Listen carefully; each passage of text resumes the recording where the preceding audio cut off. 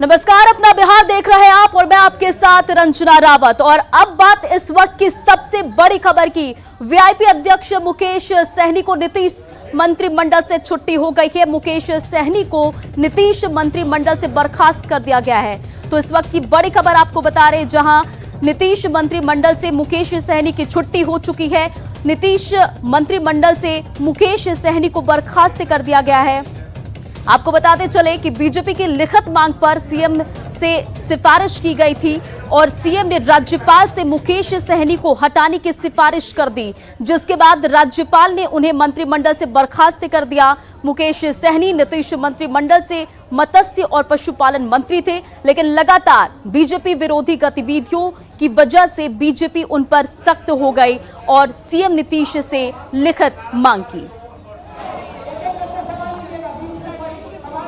तो इस वक्त की बड़ी खबर आपको बता रहे, जहां नीतीश मंत्रिमंडल से मुकेश सहनी की छुट्टी हो चुकी है। तो बिहार की सियासत इस वक्त गर्मा चुकी है और ये बड़ी खबर आपको बता रहे, सीएम ने राज्यपाल से सिफारिश की थी। और आपको बताते चले कि नीतीश मंत्रिमंडल में मुकेश सहनी मत्स्य और पशुपालन मंत्री हैं, लेकिन लगातार बीजेपी विरोधी गतिविधियों की वजह से बीजेपी उन पर सख्त हो गई और सीएम नीतीश कुमार से लिखित मांग की और आज मुकेश सहनी को मंत्रिमंडल से बर्खास्त कर दिया गया है। मुकेश सहनी को बीजेपी से धोखे की सजा मिली है और आइए अब आपको बताते हैं कि सहनी से बीजेपी के क्यों संबंध आखिर बिगड़े। बीजेपी यूपी विधानसभा चुनाव में वीआईपी के 53 सीटों पर उम्मीदवार उतारे हैं और बीजेपी के 2 सिटिंग विधायकों को टिकट देकर चुनाव लड़ाया, लेकिन वीआईपी ने बीजेपी के खिलाफ जमकर चुनाव प्रचार किया। निषादों के बल पर कमल नहीं खिलने देने का उन्होंने दावा किया। प्रमुख अखबारों में विज्ञापन देकर बीजेपी के खिलाफ हल्ला बोला और बीजेपी को सत्ता से बेदखल करने को बताया था उन्होंने प्रमुख लक्ष्य। और यूपी चुनाव के बाद मुकेश सहनी पर बीजेपी के जो हमले थे वो लगातार तेज होते चले गए। बीजेपी ने सहनी के मर्यादा उल्लंघन को बर्दाश्त के बाहर बताया और बोचहा सीट से मुकेश सहनी के उम्मीदवार उतारने से बीजेपी काफी नाराज चल रही थी। बीजेपी और वहीं पर वीआईपी के तीनों विधायक बीजेपी में शामिल थे और मान्यता उन्हें मिल गई। चलिए आगे बढ़ते हैं और अब आपको बताते हैं कि कैसे कई मौके आए जब सहनी ने न सिर्फ बीजेपी बल्कि एनडीए को भी असहज महसूस कराया।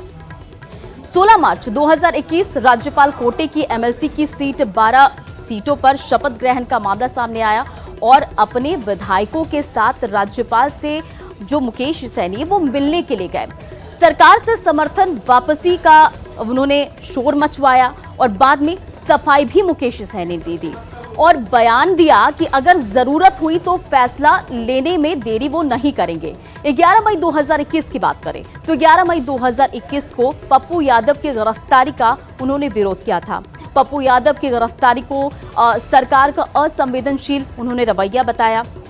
29 मई 2021 पंचायत प्रतिनिधियों के हक में सरकार की नीतियों का उन्होंने विरोध किया। पंचायत प्रतिनिधियों का कार्यकाल बढ़ाने पर उन्होंने जोर दिया। वहीं 26 जुलाई 2021 की बात करें तो 26 जुलाई 2021 मॉनसून सत्र से पहले एनडीए की बैठक मुकेश सहनी वहां पर नहीं पहुंचे। और चलिए इस पर अधिक अपडेट के साथ हमारे संवाददाता संजय इस वक्त लाइव जुड़ गए। संजय, देखिए अब जो है कि बड़ी खबर सामने आ रही कि मुकेश सहनी को बर्खास्त कर दिया गया, तो क्या बीजेपी से धोखा देने का उन्हें नतीजा मिला है?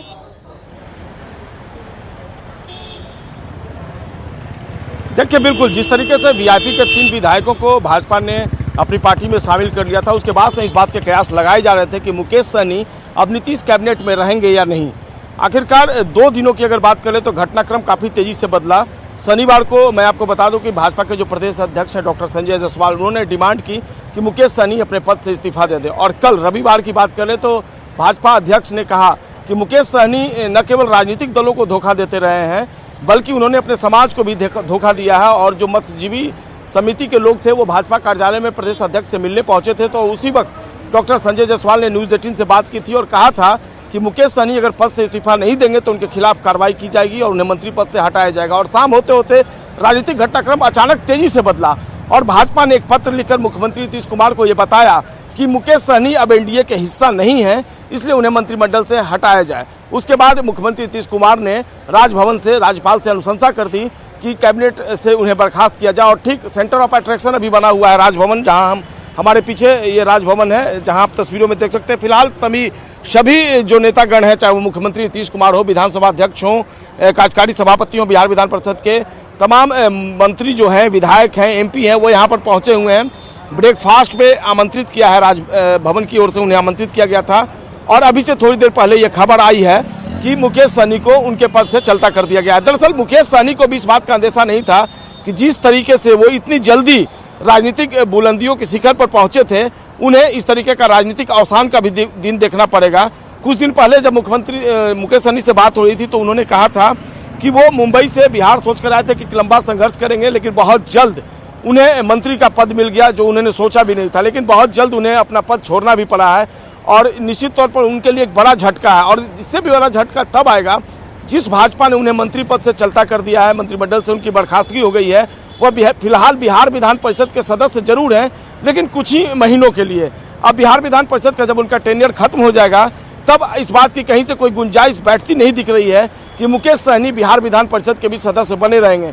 उन्हें बहुत इस बात की संभावना लग रही थी कि मुख्यमंत्री नीतीश कुमार का ये विशेषाधिकार है कि मुकेश सहनी मंत्रिमंडल में बने रहेंगे, लेकिन जिस तरीके से भाजपा ने पत्र लिखा, उसके बाद स्टैंड लिया सीएम ने और उन्हें मंत्रिमंडल से चलता कर दिया गया है, उनकी बर्खास्तगी कर दी गई है। तो एक बड़ा राजनीतिक झटका मुकेश सहनी के लिए, और मुकेश सहनी फिलहाल चारों तरफ से राजनीतिक तौर पर घिरते नजर आ रहे हैं। रंजना, वाकई। चलिए संजय, इन तमाम जानकारियों के लिए बहुत बहुत शुक्रिया। बढ़ते